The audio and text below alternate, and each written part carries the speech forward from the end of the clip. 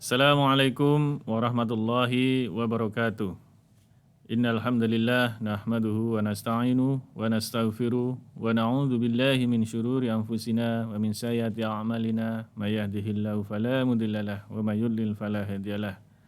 Asyhadu an la ilaha illallah wa asyhadu anna Muhammadan abduhu wa rasuluh. Allahumma shalli ala Muhammad wa ala alihi wa ashabihi ajma'in. Amma ba'du. Qala Allah Ta'ala fil kitabil karim, a'udzu billahi minasyaitonir rajim. Bismillahirrahmanirrahim. Wa tawalla anhum wa qala ya asafa ala Yusuf wa bayaddat 'ainahu minal huzni fa huwa kadhim. Sadaqallahul azim. Para hadirin yang berbahagia, di sore hari ini kami ingin menyampaikan suatu ayat yang luar biasa, yaitu surat Yusuf ayat 84. Kurang lebih artinya, dan dia Yakub berpaling dari mereka anak-anaknya seraya berkata, aduhai duka citaku terhadap Yusuf, dan kedua matanya menjadi putih karena sedih. Dia diam menahan amarah terhadap anak-anaknya. Apa pesan yang bisa kita dapatkan dari ayat ini, Bapak Ibu sekalian, adalah bahwa satu, secara medis Bapak Ibu sekalian ternyata bersedih hati dan menahan amarah ini bisa mengundang komplikasi terhadap fisik.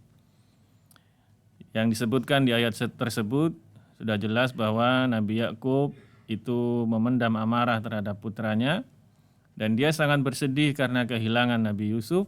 Waktu itu diberitahu bahwa menurut tafsir Ibnu Katsir ini ya, diberitahu bahwa Nabi Yusuf sama anaknya itu meninggal karena dimakan serigala. Dan tentunya bersedih dan menahan marah ini akan berakibat pada munculnya katarak pada mata Nabi Yakub. Karena terlalu sering menangis ya, karena terlalu sering bersedih. Yang kedua, Bapak Ibu sekalian, para pemirsa sekalian, bahwa sangat penting di sini ternyata bagaimana kita menjaga kesehatan fisik kita, yaitu dengan menjaga emosi kita.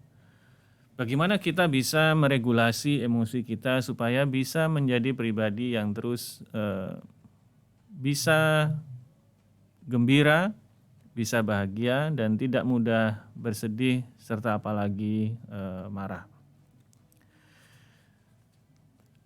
Para pemirsa sekalian,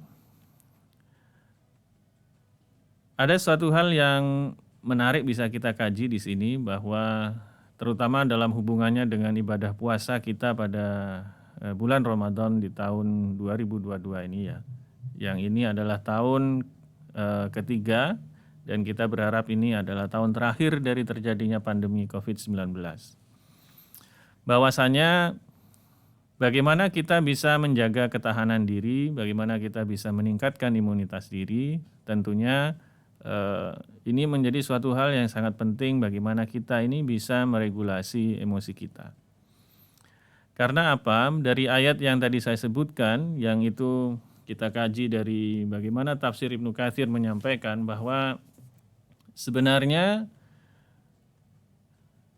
kita umat Nabi Muhammad ini sudah diajarkan oleh Rasulullah tentang kalimat istirja. Oleh Allah kita diajarkan kalimat inna lillahi wa inna ilaihi raji'un.